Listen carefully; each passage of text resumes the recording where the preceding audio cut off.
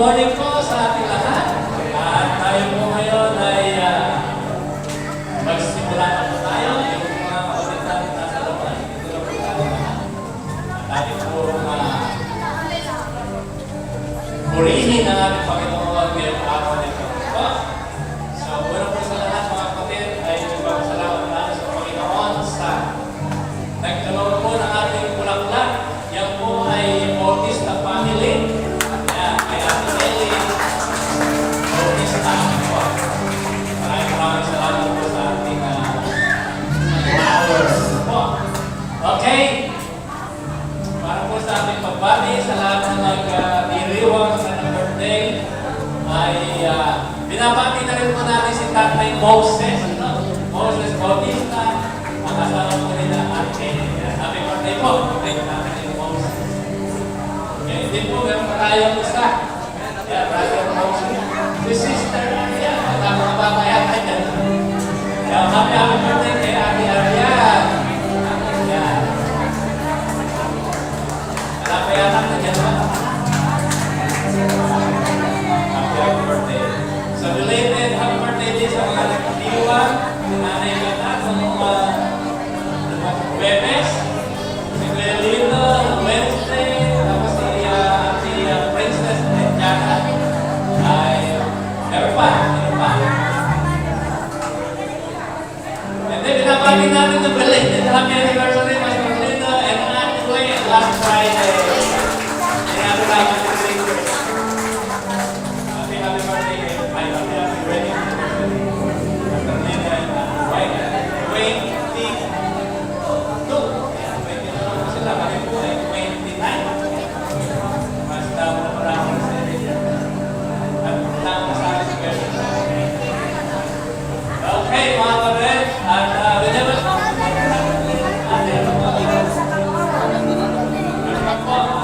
yung Magdalena family, yung 3-4 likes natin, yan siya. So, kinalapin natin. Nakakasama natin sa therapy. So, tayo po tayo mga kapatid at welcome natin ang bawat isa. Awitin din natin ang mga birthday. Awitin natin po, I love you with the love of the Lord. Okay, ready? Sing! Oh, I love you with the love of the Lord. Oh, I love you with the love of the Lord. I can sing in the glory of my King. Oh, I love you with the love of the Lord. Oh, my God, because of what He done. Yeah, yeah. Oh, my God, because of what He done. I can sing the Lord, the will of me and mine. Oh, my God, because of what He done. Birthday song po. Happy birthday to you.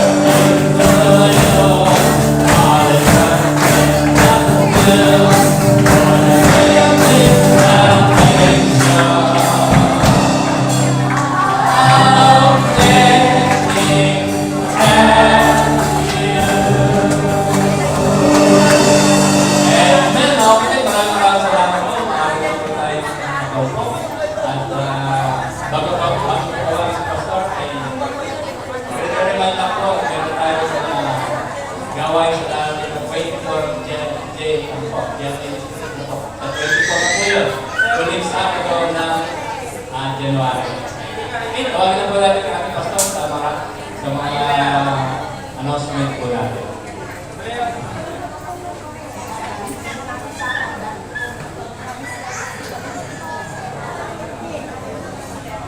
Amen. Salamat po sa ating chief dito at maraming salamat sa Panginoon sa lahat ng nandito para po sa pagpupuri, pagsamba, pagpakilak sa ating Panginoon. Bless you all this day. It is the day of the Lord. Ano po? At ngayon natin sa ngayon, ito po ng ating pansin sa kanyang pagkilaan, pasasalamat at sa lahat ng bagay dahil ito ay araw po ng Panginoon.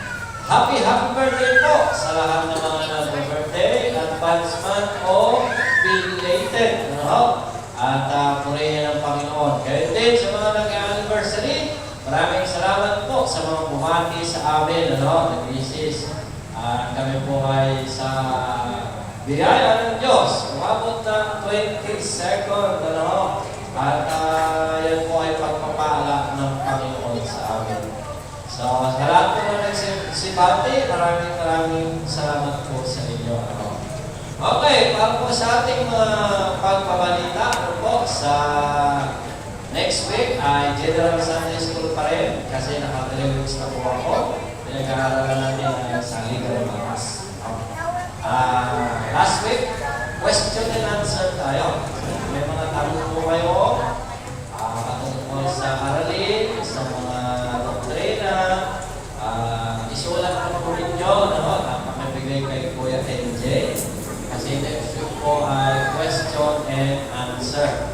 Usually, ang priority natin ay tanong sa pananampalataya at buhay Kristiyano.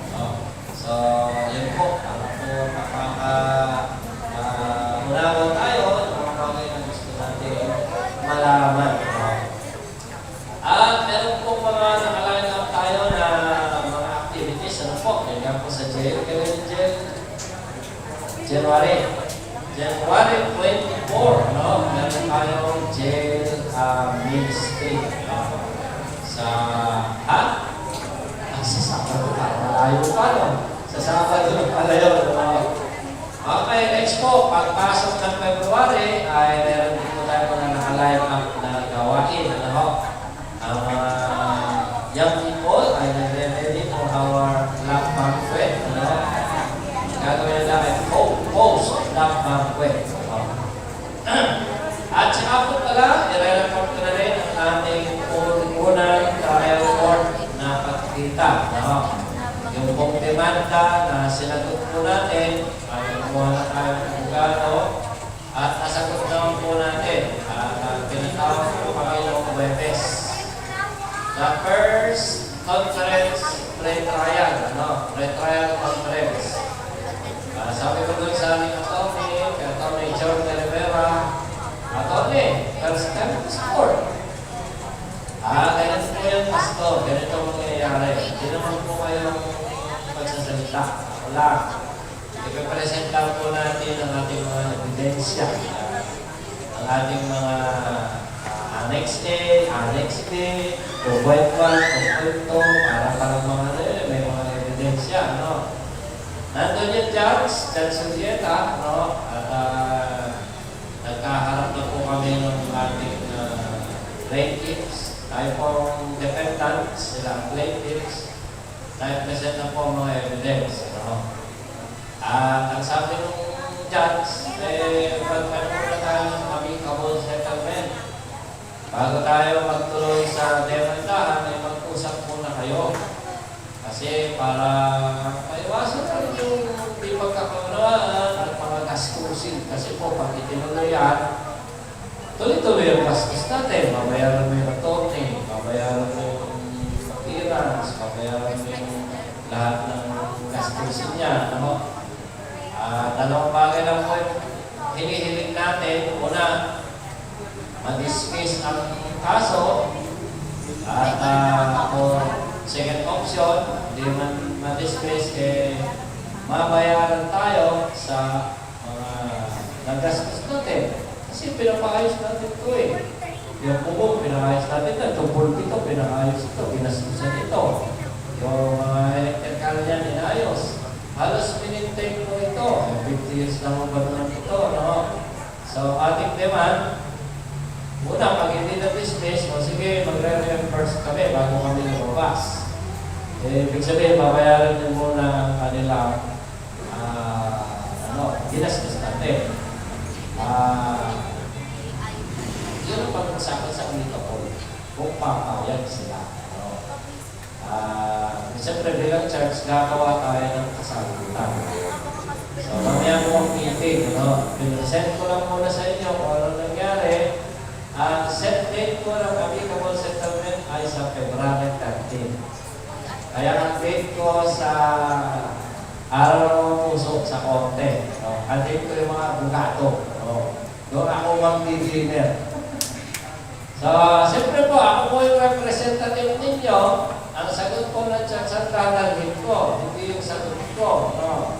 Yung personal ko, hindi. Church po tayo. Ang nakalagay mo doon, Grace Baptist Church of Morales Incorporated, represented by Pastor Lino Davidson. So let me know what are the bargains that will offer para magkasundo na. Kasi pag di natin ginawa yun, tuloy-tuloy yung kaso yan. Bubulok yan.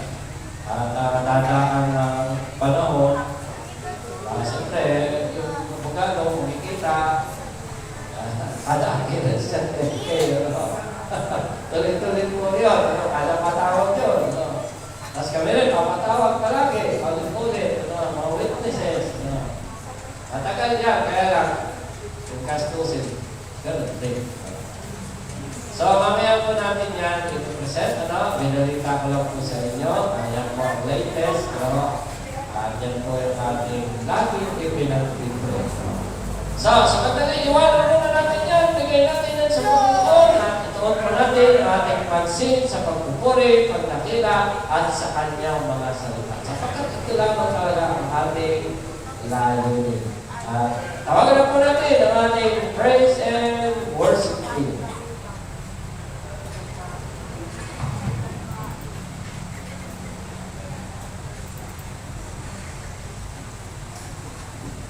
Good morning, church. Nanyahan ko mga pag-isa. Kayo po tayong lahat. Sama-sama po natin purihin, dakilahin at sambahin ng ating Panginoon. Sa mga nagdiriwang po natin ang mga birthday, happy birthday po sa inyo. And sa mga bisita po natin, praise God and worship the Lord. Let us all praise God.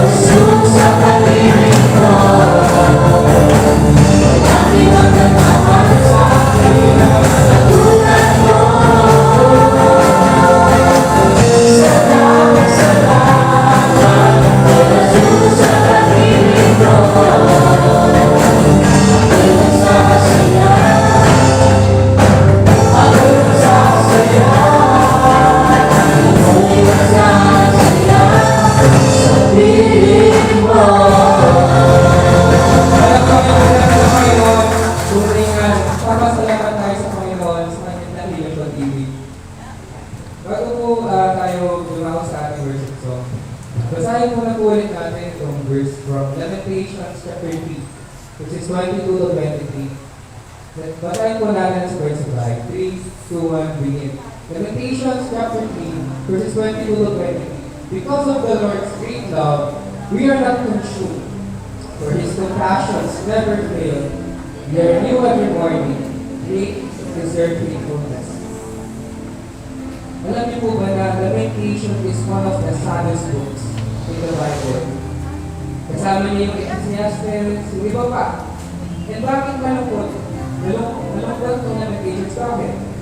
Kasi po, the author of this book is isang tao na nakaligtas sa pagsakop ng Babylon sa Jerusalem.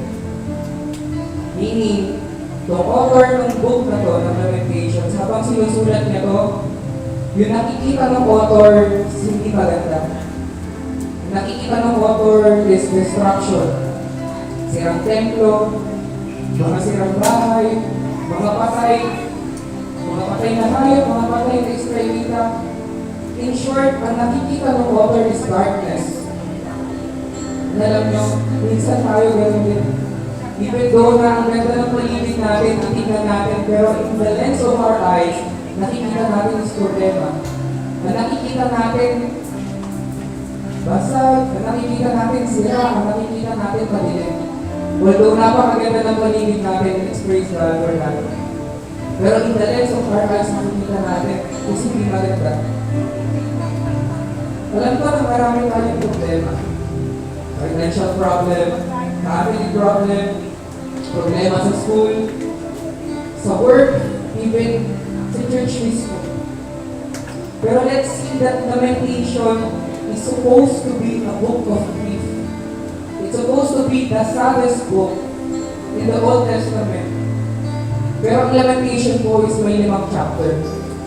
And yung pang-gitnang chapter na is chapter 3. Lamentation is supposed to be the book of grief, but in the heart of that book, sa gitna ng Bibliya, there is hope. It's supposed to be the saddest book, pero sa gitna, in Lamentations 3, ayan yung sinabi ng author. Because of the Lord's great love, we are not consumed, for His compassions never fail. We are new every morning. We deserve it. Alam ko, marami tayong problema. Even our church has its own problem. But let us remember na kahit gaano man kalaki o kahaba yung pinagdadala natin, let us remember that in the middle of that, in our heart, there must be hope. Meron dapat pag-asa. Kasi the author of Lamentations know that because of God's love, because of God's steadfast love, we are not consumed. Even though nakaya sila na exile in Babylon is because of their idolatry. Alam nila, alam ng author yun. Pero naniniwala siya na sa gitna ng pagdidisiplina ng Panginoon sa Israel, alam niya na sa pag-ibig ng Panginoon, there will not be consumed. We must know, we must have a hope in our hearts because we know that His mercies are new each morning. And that He is faithful. Yesterday, today, yesterday. Manalangin po tayo. Panginoon, we are dealing with all of these things, Panginoon. Alam namin, Panginoon, na mahirap, Panginoon, kung ano man, Panginoon, yung aming dinadanas, Lord. Each of them will teach, and every one of us, Panginoon, as a here, Panginoon, as a church, we have this problem, Panginoon, pero naniniwala kami, Panginoon, that your love, Panginoon, will be our weapon, Panginoon. And these problems will not consume us, Panginoon, because we know, Panginoon, that your mercies are new, Panginoon, each one of you.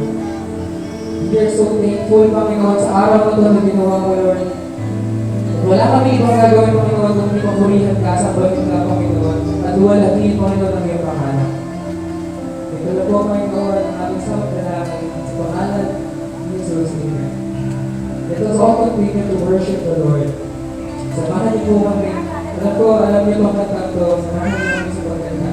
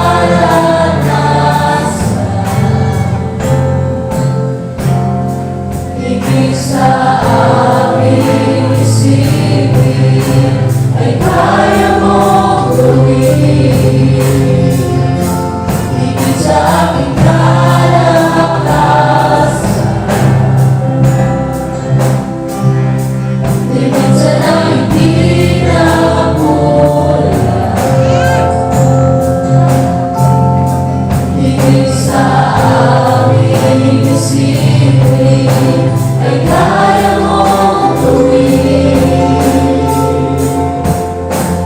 Bawat araw ko ay hawak mo, di makakangka sa piling mo. Bawat araw ko ay hawak mo, di makakangka sa piling mo.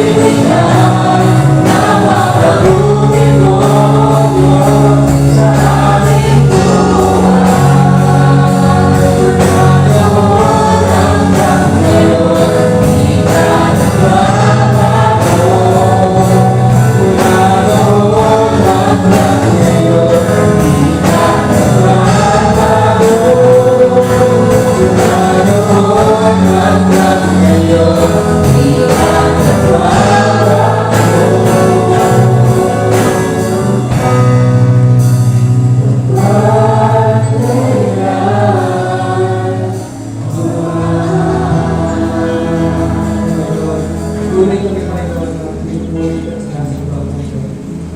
Naalay namin, Panginoon, itong aming pagbuhay sa basyo, Panginoon. Ito po ang Panginoon ang isang magdalaman. Sa pangalan ng Jesus. Amen.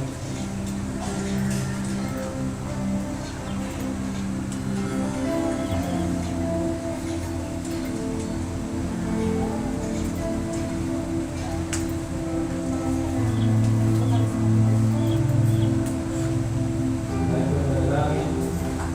Salamat po sa pagpapalala sa akin sa mga ito. Salamat po sa kakasan. Salamat sa lahat ng mga bagay. Pinababanahin namin ang sarili sa mga pagdimon sa mga ito. Ikaw ang sa mga mas Panginoon at Panginoon. Nagiging mo lamang po at sa amin ang mga Diyos ko ito. Ikaw ang sa mga ito. Ikaw ang sa mga purihan sa lahat ng mga bagay. Dahil maraming sa mga ito, nagtuloy mo kami Panginoon sa mga mahita, sa mga Espiritu. Ikaw ang sa mausap sa aming puso, sa aming pinasipan. At kami Panginoon ay kaya mo punawak sa iyong masalita. Binabalik mo namin sa iyo ang lahat ng kapurihan at pasalamat ang mga malaki sa pangalan ni Jesus. Amen.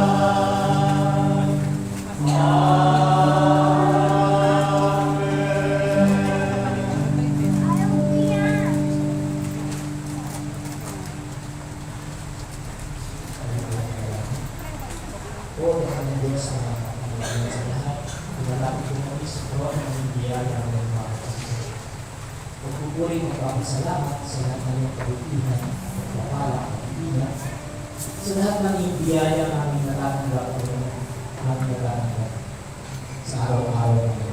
At sa oras ito, Panginoon, hayaan mo ibigay namin sa iyo ang pinakataas at ulit parangal.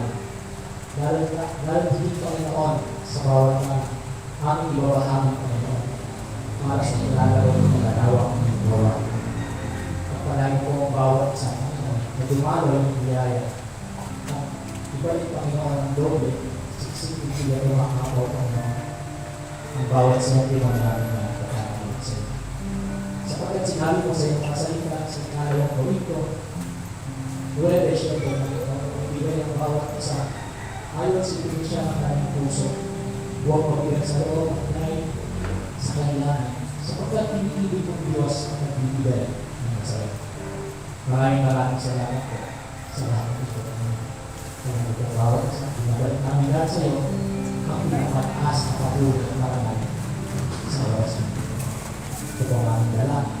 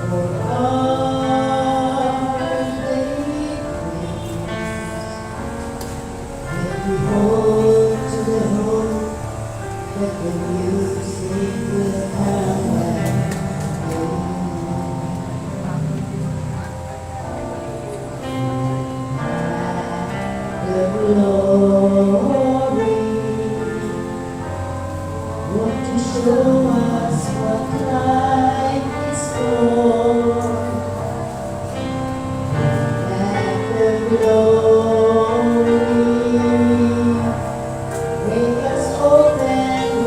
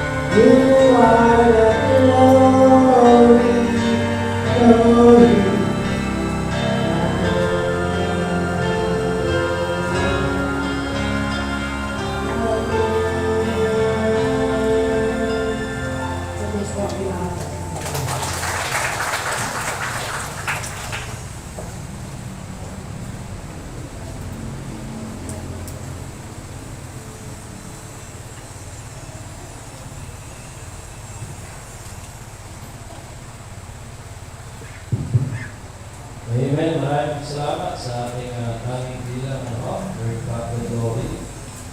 At marami ng kasaysayan ng awitin diyan po.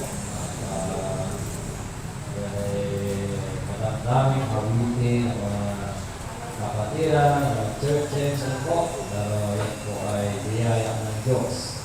Salamat din po sa mga choir natin, ang mga kanina. Blessing na yung awitin. Salamat din po sa ating praise and worship team at pagka-enjoy ng Panginoon at sa lahat ng may bahagi. Ngayon po kumamit ito. Amen. Lumamuna po tayo sa ating pag-aaral ng salita ng Diyos sa ikalawang Korinto. Kabanatang 8. Ang binasa natin ay 1 to 14, pero babasahin lang namin ang 5 verse 1 to 5. Tayo po tayong lahat at pakisundan nyo na lamang po sa inyong mga banal na kasulatan. Ikalawang Korinto, Kabanatang 8, talatang 1. Ganito po ang sinasabi. Bukod dito mga kapatid, ay pinatatalastas naman sa inyo ang biyaya ng Diyos na pinagkaloob sa mga iglesia ng Macedonia. Kung paano sa maraming pagsubok sa kapighatian ang kasagalaan ng kanilang katuwaan at ang kanilang malabis na karumaan ay sumagana sa kayamanan ng kanilang kagandahang loob. Sapagkat ayon sa kanilang kaya, ay nagpapatotoo ako at higit pa sa kanilang kaya, ay nagsipag-abuloy sila sa sarili kalooban. Nalubhang pinamamanhid sa amin ang tungkol sa biyayang ito at sa pakikisama sa pangangasiwa ng mga pabuloy sa banal. At ito ay hindi ayon sa aming inaasahan, kundi binigay muna nila ang kanilang sarili sa Panginoon at sa amin sa pamamagitan ng kalooban ng Diyos. Ay pinalangin mo naman sa kampo din kami sa aming pag-aaral ngayong umagang ito. Ikaw sa kami magiguro, pagtutunan po namin ang mga pagtutunan ito. Sa iyo po Panginoon, mamulit pasalamat sa pangalan ni Jesus. Amen. Pwede na po tayo magsipo. Ito po ay mga salita ni Pablo para sa mga miyembro sa mga iglesia sa Corinto.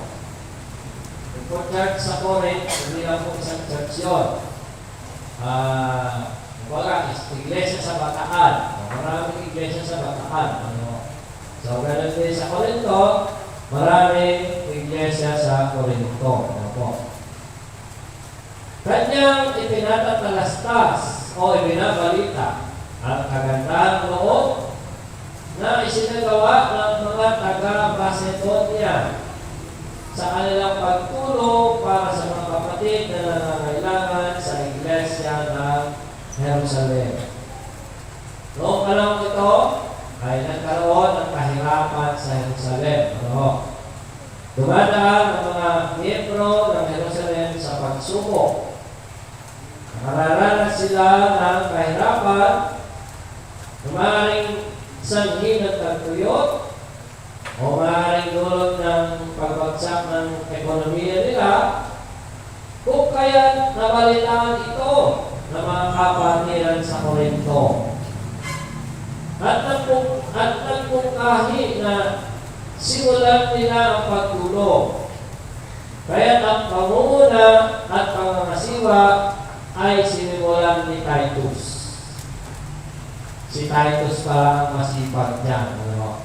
So, sabi ng Corinto, kung mga kapatid natin kakaproblema sa Jerusalem, so, kailangan nila ng tulong, simulan natin ang pagtulong sa kanila. Sige, papangunahan ko na yan. Sabi dito, ako ang mga kasiwa. Ngunit ang ministeryong ito ay naantala. ginawa, pinlano, sinimulang gawin, pero natigil. No, naantala at natigil. Dahil ganin sa dami ng kinakaharap na problema o suliranin ng Iglesia ng Corinto. Alam naman natin ang Corinthian Church, ang dami problema yan, di ba? Mga factions, immorality, pangungutya kay Pablo, faction kay Pablo, faction ng hindi kay Pablo. Madaming inaayos ni Pablo dyan. Ang Macedonia ang tumugot ngayon. Kasi, na-stop ang na-stop ang mga taga-Corinto. Ang Macedonia ang tumugot sa gawain ng pagtulong. Sila ang nagpatuloy ng ministeryo ito at sa kabila ng sila ay may kahirapan o karokhaan din sa buhay, ay tumulong sila. Ito kakaiba. Tumulong sila ng higit pa sa kanilang makakaya. Nakakaya pa ng gawin nyo. Usually, normal sa tao, magtulong, magbigay, pero yung kaya niya. Yung hindi niya kaya, ay hindi niya yung gagawin. Sa hinahaba ng paglilingkod ko sa Panginoon, normal yan. Yan naman talaga tayo, diba? Kung anong kaya natin, yun ang ating binibigay. Pero ano nangyari sa Macedonia? Ba't nagawa nila yun? Medyo kakaiba ito. Hindi nila kaya, pero kinaya nila. Yun. Higit pa sa kanilang kaya. Sabi ni Pablo, binabalita niya, nasa-challenge kasi. Siguro naiiyakin siya. Siya yung namumuno sa Corinto Tapos yung mga nasa Macedonia, yung mga nasa kabilang ibayo, sila yung gumagawa. No? Sabi niya, 2 Corinthians 2 verse 2, kung paano sa maraming pagsubok, sa kapiganian, kasaganaan ng kanilang katuwaan, at ang kanilang malapis na karokhaan ay sumagana sa kayamanan ng kanilang kagandahang loob. Sapagkat ayon sa kanilang kaya, ay nagpapatotoo ako at higit pa sa kanilang kaya, ay nagsipag-apuloy sila sa sarili kalooban. Sa panahon ngayon, salita kabuloy, kakalipa No. Sinabi kabuloy, halala patay ng tao. Magkabuloy tayo. May kapatid na ganito. Pero ang kabuloy mo talaga, hindi mo talaga yan para sa patay. No? Hindi lang yan para doon. Para din po sa buhay na nangangailangan. Kasi yun po yung word na ginagamit. Kaya lang, iba yung connotation ngayon pag sinabi mo kabuloy. No? Okay, gamitin natin ngayon ang salitang kaloob. English offering. Pagka kasi ginawa magulo, medyo iba yung dating niya. Makatapos ang halos 1 taon. 1 year lang ang simula ng Corinth. Ito ngayon ay naging hamon kay Pablo na namumuno sa Corinto. Nais niyang ituloy ang naantarang ministeryong ito ng pagkaloob. Ang halimbawang ipinabalas ng Macedonia ang siyang naging panuntungan sa ngayon ng pagkakaloob sa Iglesia. Yan ang ginamit ng mga sangka-Kristyanuhan pagdating sa pagkakaloob sa church. Yan na yun ang ginawang panuntunan. Sa pasimula pa lamang ng pagtawag ni Kristo sa 12 apostol, ay mayroon na talagang pagkaloob. At katunayan, meron na silang ingat-yaman. Meron na silang treasurer, si Judas. Siya yung tagapangalaga ng kanilang lipo. Alalahanin po natin, una sa lahat mga kapatid, pagdating sa pagkakaloob, hindi kailangan ni Kristo ang inyong kaloob. No need for that for Jesus. Why? Sapagkat si Kristo ay mayaman at siya ang nagpasimula ng lahat ng bagay. So why do we need to offer? We offer because of the Word of God. Opo. Sabi sa 2 Corinthians chapter 8 verse 9, sapagkat nalalaman ninyo ang biyaya ng ating Panginoong Jesucristo na bagamat siya'y mayaman. Hindi pa mayaman si Kristo. Mayaman siya. Bakit? He is in control of everything. Siya ang instrumento ng Diyos kung bakit lumitaw ang lahat ng bagay. Pero ano nangyari? Gayon may nagpakadukha dahil sa inyo sa pamamagitan ng kanyang kalukhaan ay magsiyaman kayo. No? Mayaman pala yung Kristo natin. Kaya siya nagpakadukha para naman maging mayaman naman kayo.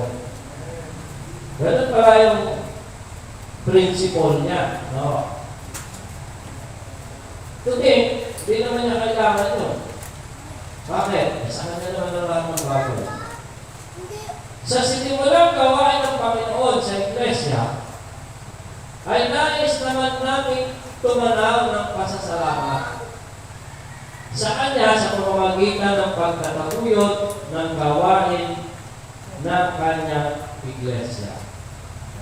Hindi niya kailangan yung kaloob. Ang may kailangan ng kaloob, yung gawain niya dito sa lupa.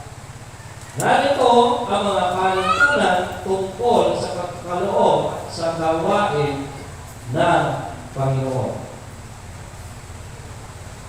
Kung ikaw ay magkakaloob, ito ang ating mga panuntunan. Ang ating pong paksa ngayon ay ang mga panuntunan ng pagkakaloob. Una sa lahat,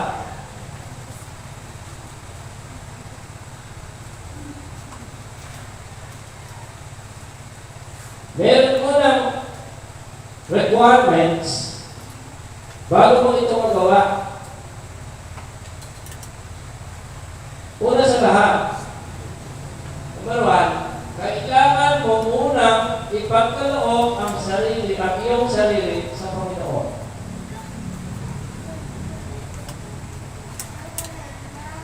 You cannot offer anything without offering yourself first. All things that you will offer will be invalid if you don't offer yourself. Ang lahat mo ng pagkaloob sa gawain sa Panginoon, nagsisimula muna kapag suko ang buhay mo sa Panginoon. Tapos ito, pwede naman magkaloob kahit sa buong buhay. Pwede naman. Natanong, katanggap-tanggap ba yung ginagawa mo sa Panginoon? The validity of your offering. That's the question. Kailangan muna ipagkaloob ang sarili sa Panginoon. Sabi kasi ng 2 Corinthians 8:5, bakit nagawa ito ng Macedonia at ito ay hindi ayon sa aming inaasahan? Nagulat na si Pablo eh. Wow, ang galing. Sabi niya, amazing. Sabi niya, kundi ibinigay muna nila ang kanilang sarili sa Panginoon at sa amin sa pamamagitan ng kalooban ng Diyos. Kung gusto mo lang milagro sa buhay mo, kung gusto mong daluyan ka ng pagpapala, kung gusto mong kilalanin ni Kristo ang pinagkakaloob mo, una mo nang ipagkaloob ang sarili mo sa Kanya. Kasi dito na, do this thing, hindi mo yung kakayanin ko. Hindi natin kakayanin magbigay ng maayos. Pwede ka naman magbigay, pero hindi maayos. Kahit na yung sa labas ka, nakapagbibigay ka, nakapagbibigay ka, naaawa ka, tulog ka. Pwede siya gawain ng Panginoon yan. Hanggat hindi na isusuko ang sarili sa Panginoon. Take note, nung masok naman natin siya, nagkaroon na tayo ng pasya na sumunod at ialay ang ating buhay sa Kanya at sa paglilingkod. In the first place, when you know the Lord, you have given yourself to Him. No one can say, when I accept Jesus Christ, I have given myself, but not my wallet. It means all. Meron ka commitment sa Panginoon. May sasagawa lang ang tamang pagkaloob sa Panginoon kung mayroon ka ng kasunduan o commitment. Katulad rin iyan ng commitment mo sa iyong asawa, sa iyong anak. Hindi mo kinakailangan kumbinsihin pa ang iyong sarili kung bibigyan sila o hindi. The same way with the Word of God. Hindi yan iniisip pa kung inukumbinsi mo ba yung sarili mo kung mag-o-offering ka o hindi. It is automatically done. Why? Kaya hindi naman ang gawain ng Diyos, bahagi na ito ng ating buhay.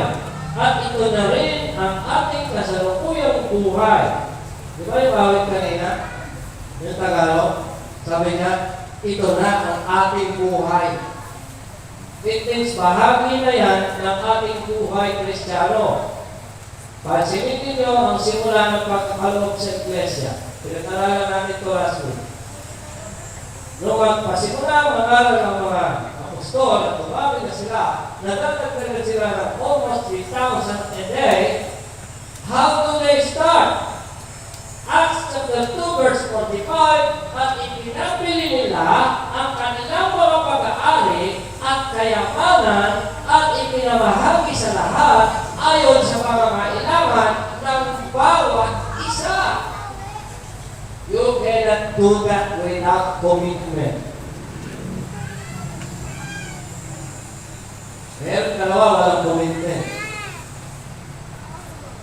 Sino yun? Si Ananias at si Sapphira. Half committed sila. What do you mean by that? Half committed. They were sell their land. They sold it and they have the money. But they kept the abortion of it. A half commitment. Sige, ano na lang? Malaki pala ito. 50-50 na lang. 50 sa Panginoon, 50 sa akin. O yun, ginawa nila. And you know what happened? Anong sabi ni Pedro? Bakit ka nagsinungaling sa Diyos? Bakit nagtago ka ng pera-pera-pilhan? Ang commitment natin, lahat ng pinagpilhan, ibibigay mo. Ora mismo bumagsak na mata. Kung mamalitan ng asawa, parating pa lamang, automatic bumagsak, patay din. Why? They lie to the Holy Spirit. Giving, offering, kaloob, isa commitment. Hindi tayo pwede mag-kepak dyan, lalo na pag pinakako mo yan sa Panginoon. Una sa lahat, hindi mo yan magagawa hanggang hindi sinusuko ang buhay ko. Only those Christians who have given their life to the Lord, kung hindi ka humigil, kaya mo bang ipagbili yung sa hektarya mong lupa at ibibigay mo sa church? A great commitment. Ang ganda ng puso ng taong nagpatayo nito, lupa, pinagamit sa Panginoon, may commitment siya. Pero yung mga eras, hindi na. For almost 50 years, blessing sa atin. Yung ginawa ng taong yun.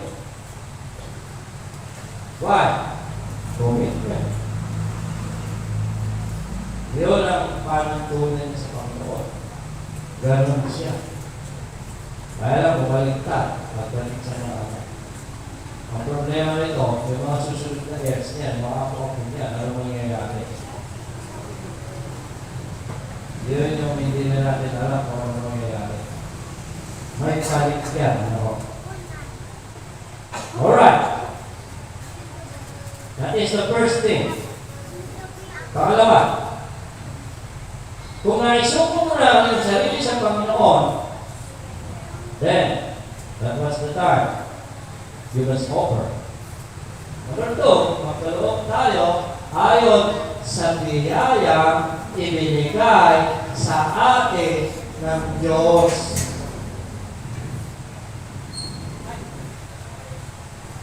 Hindi mo pwedeng sabihin, wala akong biyaya ngayon. Pag-isip mo pa lang sa umaga, biyaya na ng sa iya. Naaamoy mo yung nilutong almusal, nakapagkapi ka, nakapaligo ka pa, may pambayad ka ng ilaw, may pambayad ka ng tubig, nakabihis ka ngayon. That's a blessing. May biyaya ka araw-araw. Ang alam natin kasi biyaya, ay tumanggap ako ng sahod ng asawa ko ngayon, ay may blessing kami, sumama ng asawa ko, ay may blessing kami, ganito, kumita kami, alam natin, gano'n kami. Hindi natin nakikita yung mga maliliit na bagay. Sabi nga, every day is a blessing, every day is a grace of God. Buti nga, may ka ngayon, maayos ka, hindi barado ang puso mo, hindi ka nakaratay, hindi ka nakaiga sa karamdaman. That's all a blessing, and it's all biyaya ng Diyos. Sabi ng 2 Corinthians 8:1, bukod dito mga kapatid ay pinatatalastas namin naman sa inyo ang biyaya ng Diyos na ipinagkaloob. Biyaya ng Diyos na ipinagkaloob sa mga iglesia ng Macedonia. Lahat ng biyaya at pagpapala ay nagkakaling sa Diyos. Wala naman talaga tayong pag-aari. Binibigyan lang tayo ng Panginoon ng pagkakataon mag-manage. Katiwala lang po tayo. We are only steward of the possession, of the wealth, of the grace of God that was given to you. You are a manager now. How do you manage? Na mga biyayang pinagkaloob niya sa atin. Sabi nga, kaya katiwala lamang ng pagpapalang material. Kung hindi tayo marunong magbalik at magkaloob, mawawala sa iyo ito at ibibigay ang pagpapala doon sa marunong magpalago ng ipinagkatiwala ng Diyos. The manager of the possession that was given to you. Anong sabi ng verse natin sa Mateo 25:28? Isang parakula, pero isang master, sabi niya, ibibigay ko sa inyo, pagkakatiwala ko sa inyo, ang mga talentong ito, gamitin niyo ito at palaguhin. Pagkakatiwala ko sa ito. O sa'yo, isa. O sa'yo, dalawa. O sa'yo, 5. Palaguin niyo yan. Biyaya ko sa inyo yan. Ano nangyari? Nagbalik yung may 5. O, nagbalik ulit ng 5. Nagbalik yung may binigyan ng 2. Nagbalik din siya ng 2. Tamayan yung binigyan ng 1. Asa ng kita? Tinago mo lang po yung binigay mo.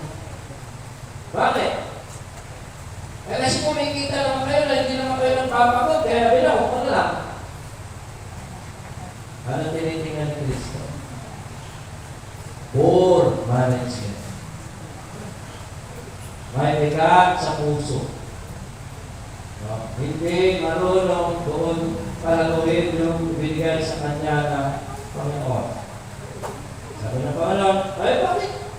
Yun pala iniisip ko. Hindi ako nagpapagod pero kumikita ako. Nilagay mo lang siya sa bangko. Hindi ka nagpagod pero kumita naman yung pera. Kumita yan, bibigyan pa kita. O hindi ka magpapagod, bangko lang yan. Tinuruan pa siya ng master. O pero dahil ginawa niya, yun ito sabi niya, alisin nga ninyo sa kanya ang talento at ibigay ninyo sa may 10 talento. 10 pala niya. Sapagkat ang bawat mayroon ay bibigyan at siya'y magkakaroon ng sagana. Ngunit ang wala, pati na ang nasa kanya, ay aalisin sa kanya. Medyo, kung meron ka, yun na lang ang meron ka, na hindi mo alam palaguin, kukunin ka sa iyo. At yung may 10 pagpapala, lalo pang lumabang. That is the principle of giving. Number 3. Pagkaloob tayo ayon sa kasaganaan ng katuwaan at kagandahang loob.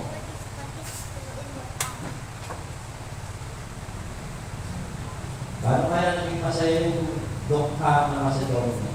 No. Yun yung tanong doon eh. Hirap na hirap sila sa buhay, dami ng pangangailangan. Pero bakit masaya sila? Unang sagot, alam nyo, meron silang contentment. Natuto sila makontento sa buhay ng Diyos. Sabi dito, sa hindi mawala yung kapangyarihan ng Diyos sa Macedonia, ay nakapagkaloob sila ng higit pa sa kanilang kaya. Dito rin ako nagtataka. Kaya ako na-amazed eh. Sila ay lukha at mayroon din pangangailangan, ngunit pagdating sa pagkakaloob, sila ay pumas pala.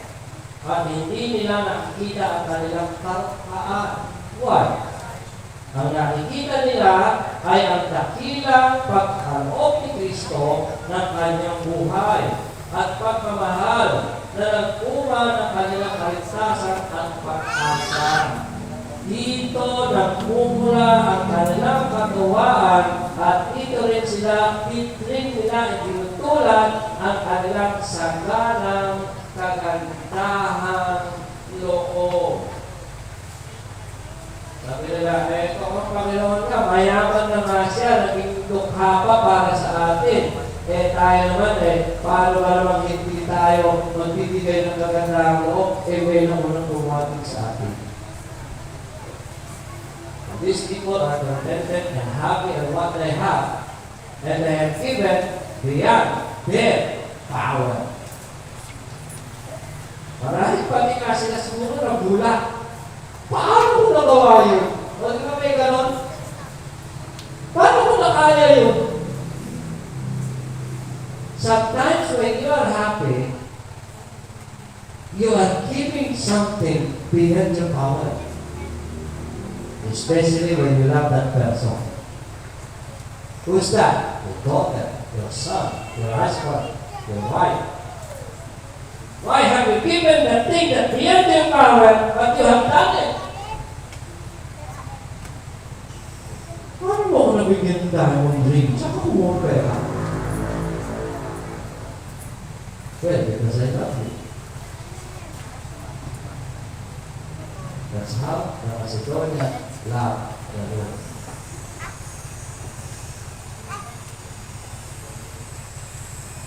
They love the Lord.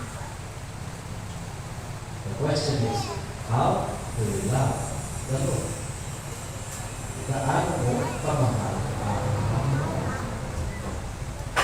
Yung babae, makasalanan, pumunta doon sa bahay ng Pansero, na nakakain at kasama si Kristo, pumunta doon sa likod ni Kristo at pinasag yung pinag-iipunan ng papa mo na napakamahal. And he break it. He poured it to the head, to the feet of Jesus. Expensive perfume beyond the power of that woman. He offered it. Nagawa niya yun.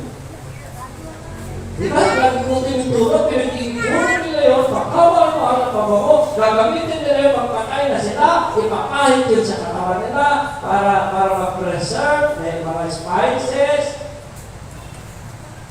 Para kayo, bibili ka ng eternal, eternal. Diba, yung mahulog, wala, yun magayaran ka na. Then, sabi mo katanda, ba't bumibili ka na, ikuhay ka pa? Okay lang yun, ganun na ngayon no? Nakalaya nila yung pag-ibigay mo, may lupa ka na, inuhulog-hulugan ko. Ganun yung ginawa ng babae.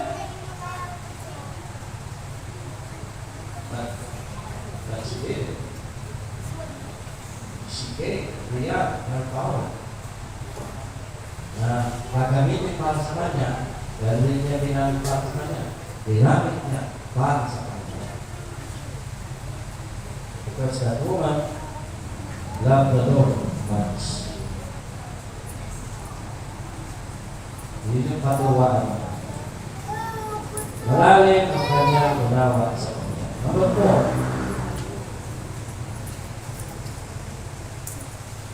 Magkaloob tayo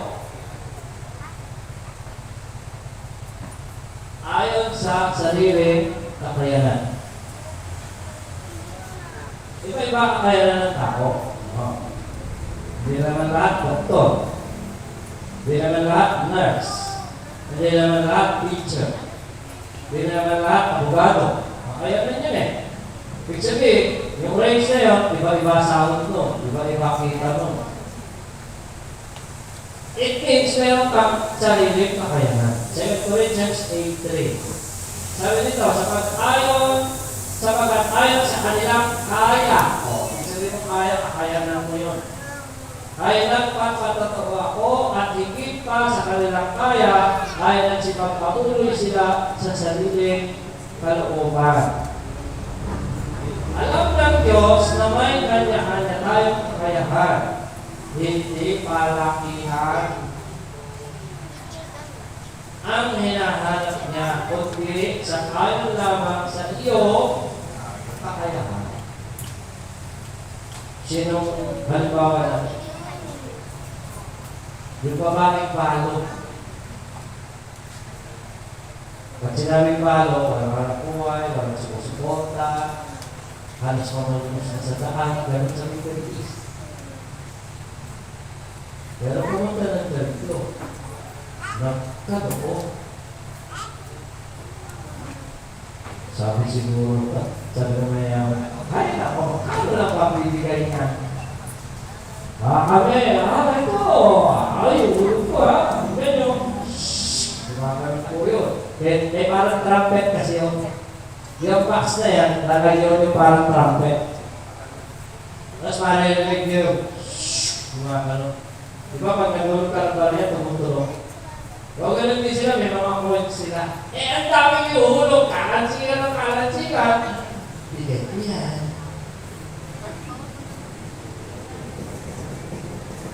Ganun yung nangyari sa mga Pariseo at Escriba.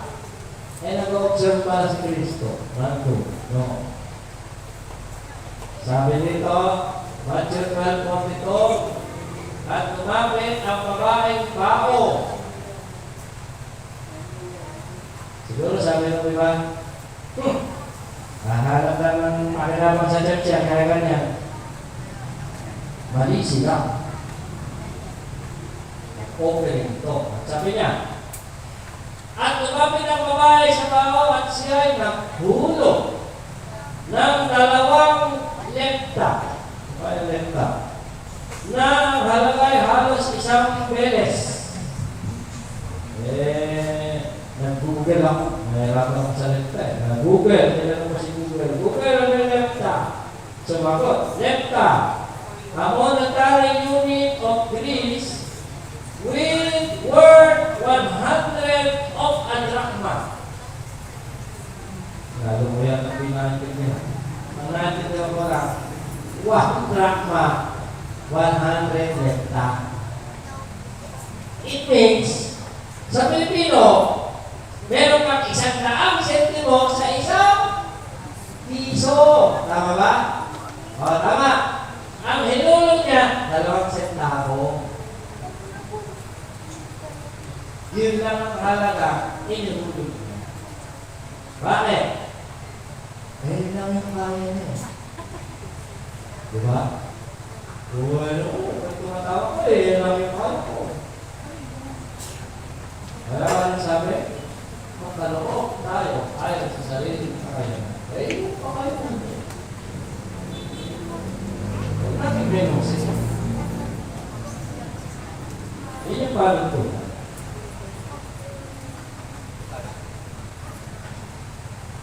Number 5. Kakalood tayo ayon sa sarili kalooban. Wala namang pumipilit sa atin. All is voluntary. Walang dikta ang pasto. Walang dikta ang council. Walang dikta ang mga diakono. Walang sino ang dumidikta sa inyo. 2 Corinthians 8:3. Sapagkat ayon sa kanilang kaya ay nagpapatotoo ako ng higit pa sa kanilang kaya ay nagsipagpauloy sila sa sarili kalooban. Mabalik ng kanyang higit. Walang sino mang pumipilit sa pagkakaloob. Ito ay isang ayon lamang sa mabuting kalooban. Ito ay kusang loob na nararamdaman na kasiyahan namin magbigay sa mga taong may masayang puso ay hindi alintana na higit na pala sa kaya niya ang kanya nang ibibigay. So, yan po ang panantunan. Magpapalog tayo sa kaya ng sa sarili kalooban. Mga kapatid,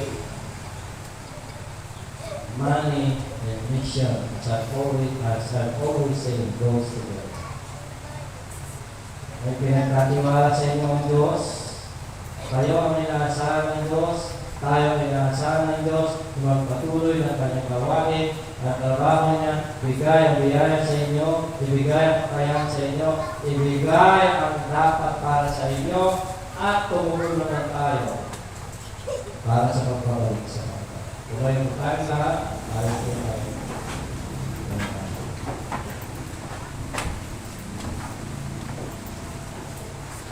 Panginoon, maraming salamat sa pagbabago ko.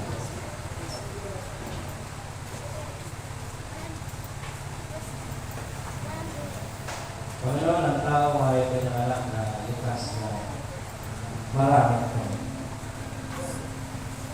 Sapagkat ililabas kami na nag-igo ang aming mga kamay.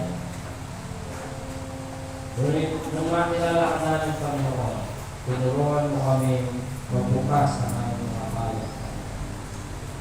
Sapagkat ikaw ang unang nagbigay pa. Nakita namin ang iyong halimbawa. Nakita namin ang iyong pagkakala. Nakita namin ang iyong kaloob na buhay para sa amin. O Diyos, huwag namin kalimutan ang lahat ng itong nasa amin ay galing din sa lupa. Turuan mo kami na dinapin namin ang gawain binigay mo sa amin, ang gawain pinataguyan mo dito sa lupa. Ito ang iyong kaharian, Panginoon. It is the kingdom of God. Salamat po, Diyos. Dahil kami ang ginagamit mo. Ito ang kantuan ng pagpapala. Dito mo kami ginagamit. Na kung saan, kung kailan mo kami binibigyan, at kung kami ay nagsusulit, ay lalo mo pa rin kami pinagpapala. Salamat po, Panginoon, sa lahat ng kamay na makagbigay. Salamat sa mga members na ito, ang patuloy na bumabagikat sa inyong mga gawain. Salamat sa kanilang buhay, magpapagawin, Panginoon, marunong silang magkaloko sa iyong gawain, Panginoon. O Diyos, purihin ka sapagkat ikaw pumigil sa kanilang buhay. Salamat po sa iyong kaloob na si Jesus na siyang dahilan ng aming kaligtasan. Lagi kami tatanaw sa pabalik sa kaligtasan ito na bigay mo sa amin na siyang pinagpumulan ng aming katuwaan at utang na loob tungkol sa mga bagay na ginawa mo para sa amin. Wala kami may susukli, Panginoon, kundi itaguyod lamang ang iyong gawain. Salamat po. Pinapupurihan ka namin ngayong umaga, pinapasalamatan sa lahat ng bagay, at samahan niyo kami patuloy sa mga nalalawin ko po ng gawain. At sa amin po pag-uwi, ingatan niyo po bawat isa sa amin, damo ng paglalahati sa kanya-kanya po namin tahanan, ikaw ay sa magpala sa bawat isa. Mula noon sa mga pag-iingat sa atin, mula sa pagkakisot, ingatan tayo ng Diyos, paliwanagin ang kanyang mukha sa bawat isa sa atin. Sa pangalan ng Ama, ng Anak, ng Banal na Espiritu, lahat ay magsabi ng Amen! Palampakan natin ang Panginoon. At magandang umaga po sa inyong lahat. At salamat po sa ating mga bisita, sa mga attendees po natin. Mayroon lamang po ang mga vendors. At magre-report lang po ako ng pangyayari ng Huwebes para po sa unang pagkita sa Pre-Ryan Conference. Pakikuha nga yung whiteboard. Dito na sito.